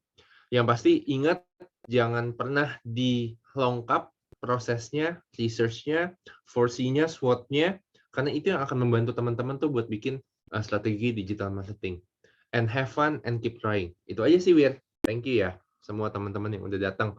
Kalau mau bertanya, masih ada yang pengen bingung sama materi, kontak me aja di Instagram atau LinkedIn atau Twitter. Kita diskusi di sana ya. Thank you. Oke, thank you kalian atas materinya. Nah, teman-teman seperti yang sudah disampaikan kalian, teman-teman jika pertanyaan di luar kelas mungkin ya teman-teman setelah mungkin saat kelas belum ada pertanyaan, tapi ketika teman-teman lagi belajar lagi gitu ya, lagi mengulang materi, teman-teman tiba-tiba ada pertanyaan gitu yang baru muncul. Nah, teman-teman silakan bisa bertanya di melalui LinkedIn-nya kalian atau di Instagram gitu. Nanti untuk LinkedIn-nya akan aku share juga di grup Telegram ya teman-teman semua. Dan bagi teman-teman jangan lupa untuk isi link absen. Dan aku juga mau minta maaf lagi sekali lagi ya teman-teman tadi atas kendala di awal tadi. Insya Allah untuk besok kita nggak akan ada kendala lagi ya. Kita usahakan untuk teman-teman semua akan masuk semuanya ke Zoom gitu. Dan bagi teman-teman yang belum tadi submit minitasnya, teman-teman masih ada kesempatan untuk submit tugasnya, silahkan teman-teman. Dan bagi teman-teman yang sudah mengerjakan minitasnya, teman-teman jangan lupa untuk post di LinkedIn dan tag kalian juga dan juga tag my skill gitu. Oke, teman-teman terima kasih banyak untuk hari ini. Kita besok ketemu lagi bersama kalian tentang brand strategi ya teman-teman, masih sama di jam 19.30. Sampai ketemu besok teman-teman. Dari aku mohon maaf apabila ada salah-salah kata. Assalamualaikum warahmatullahi wabarakatuh. Selamat istirahat semuanya.